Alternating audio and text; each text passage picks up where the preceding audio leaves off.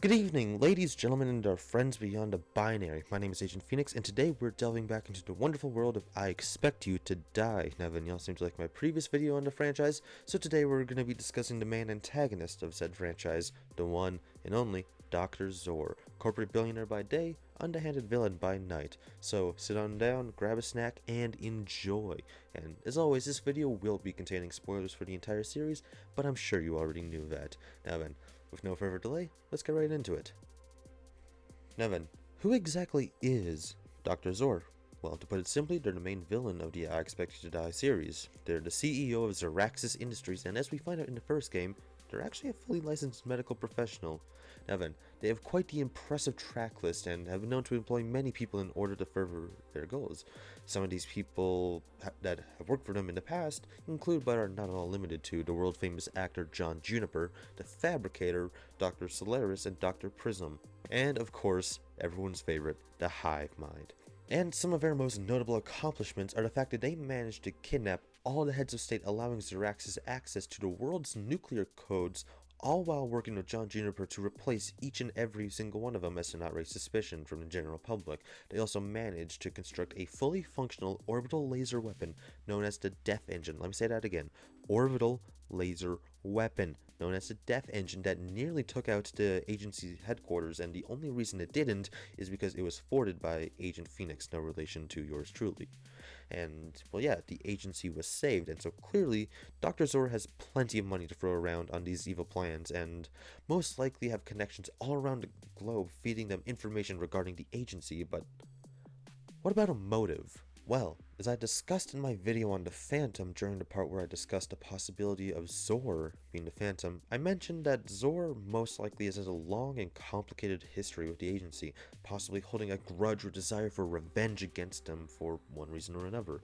Now, in this next chapter, I'm gonna go over what that one reason or another might just be, some possibilities, and see if we can figure out just what the hell happened. Now then, as the title of this chapter says, and as I just said mere seconds ago, it's time we discuss the why of, well, everything. Why they might be attempting world domination with a side of volcano bases and space lasers. So, where do we begin? Well, I'm gonna be honest, I have no idea. I mean, so little is known about them, and, well, they ain't exactly agreeing to an interview. Trust me, I had my people calling Zeraxis daily, and we've got nothing so far, but oh well. Anyways, I suppose we should go back to the beginning and find out what we can through the games, one by one. In the original game, there isn't much to know about them. Not much about their motives, not much about who they are. There's really nothing. It's kind of a blank sheet, which is the main issue with the first game, you know. But what we do know is that in the final level, they attempt to use the Death Engine to destroy the agency's headquarters and put an end to the agency as a whole once and for all. They're seen to have numerous resources, armored vehicles, planes, squads of assassins and thugs, the hive mind, hell, even an orbital laser, and our handy handler mentions that they are a, quote, corporate billionaire by day. So it's safe to assume that they have a shit ton of resources, all of which are used to attack the agency in some form or another. For instance, in Operation Squeaky Clean, we find out that Zor is having a special chemical bomb prepared to attack the agency due to us meddling in their plans and stealing a car out of a moving plane which belonged to them. So yeah, the first game doesn't really tell us much about their motives and why they do what it is they do, although this is primarily due to the game's overall themes being much lighter and leaning more into the stereotypical James Bond spy movie shenanigans. It's also important to consider that these games came out at first came out in 2016. Meanwhile, the second one released 5 years later in 2021. So yeah, it is safe to assume that whatever story Shell Games had planned or had even fragments of in the first place for the first game was most likely not carried over into the second one. It was most likely a different team that oversaw different parts of different games, came from different experiences, and so yeah, it's safe to assume that a lot was changed from the first game. And yeah, Evan, I'm sure Shell Games had some ideas as to where the story could go if it were to be expanded on in a way that, well, we've seen with the second, third, and AR games, such as what we saw in the DLC Vacation First Class. But whatever this was they had in place was again most likely changed in the early development of the second game. Speaking of which, let's transition over to the second game. Now then, in Spy and the Liar, we learn a lot about what Zor's plans are and the motive behind the madness. We also learn a lot about Zor and his connections and vast wealth. For instance, we learn about a Zoraxis operative known only as the Fabricator, who was responsible for creating the Mimic Mask, which allowed John Juniper to do his thing and impersonate the heads of state, get the nuclear codes, etc., etc. If you're this far into the video, then you probably already know the story of these games. Now then, back to the subject of this chapter, their motive. And in the previous games, it's been insinuated that they have the goal of some form of world domination, with the second game showing Zor prioritizing the heads of state and this overall plan above the agency, although it can be assumed that part of the reason they wanted the nukes was to target the agency, which is something they failed to do with the Death Engine.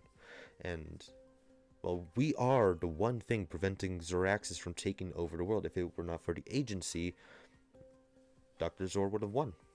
Easy, simple as that. And expanding on this incognito machine, Zor puts the whole world domination thing on the sideline and targets the agency specifically. While in the first game he did target the agency, they were also working on other plans in the background and moving forward on other projects. This differs from the third game, as this time, Zoraxis is entirely focused on the agency. No other plans or anything like that is really mentioned, at least to my very limited knowledge. And they target the agency by going after the kinesium in their head, which is what gives them their telekinesis, with the end goal of creating a bomb with said kinesium, which would kill every agent on the planet by destabilizing and detonating the kinesium within their skull.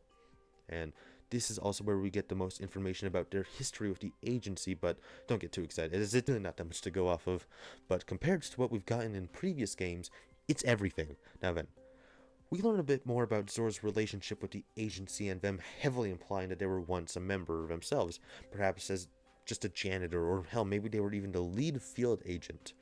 And speaking of which, that transitions just nicely into our next little segment. A little theory I have on who Dr. Zor really is.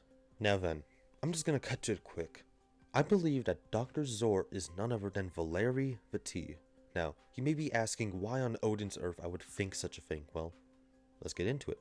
Now, real quick, let me just say that this is just a personal theory of mine. If you disagree, have any other theories or anything else that you want to add to this theory, please let me know in the comments. I'll read every single one of them. Anyways, yeah, let's talk about the first game, specifically Dr. Zor's Hunting Lodge. Now then, if you ever played this game, you've most likely seen this painting that I'm showing on screen of a seemingly random woman in a cabin, which is confirmed to belong to Dr. Zor. Now then, let me ask you something. Why would they put this here? What about this woman could be so important that Dr. Zor themselves put a painting of her in their private hunting lodge containing a gravity manipulation device, which turned out to be a key part of the Death Engine? But let's look at Valeri Vati. Do you see the similarities between these two?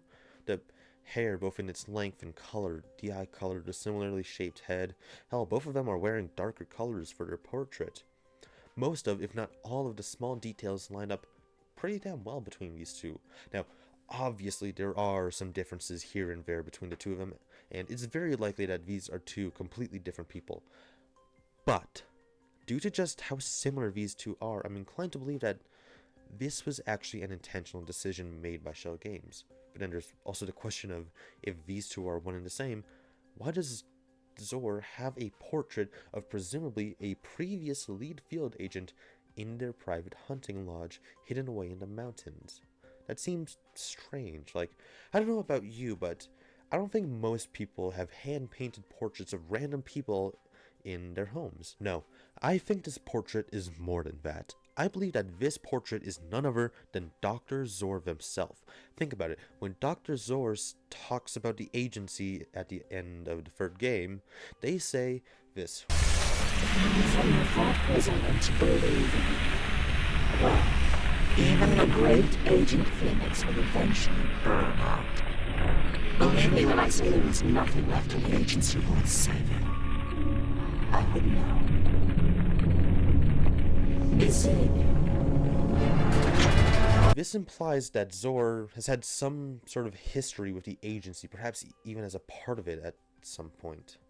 Now then, is this very true? Probably not, but it would be an amazing way to tell us the story if it was true. The previous lead field agent waging a war against the agency with only us, their replacement, being the ones capable of stopping them and saving the agency. I think it would be a really cool way to go about the story, but that's really just my opinion. If you have any other opinions on who Dr. Zor is, or any opinions whatsoever about the theory, about where you want the story to go, let me know in the comments. But yeah, that's about it. I know my theory is, well, kind of built off of a single piece of evidence, but that's mainly due to us knowing so little about Dr. Zor in the first place that there's not really much that can be discussed about them. 3 games in, technically 4, and we barely know who they are. Which is why I, for one, cannot wait for the 4th game to be announced. And I promise you that when it does, you'll hear about it from me. But yeah, that's about it for today's theory. Is it true? Probably not, but it's not impossible. And hey, it's impossible to really know at this point, but let me know what you think, and if you'd be interested in seeing more videos like this. Anyways, agents, that's about it for me today, so remember, I expect you to die, so try to stay safe out there. You never know what Zeraxis has planned.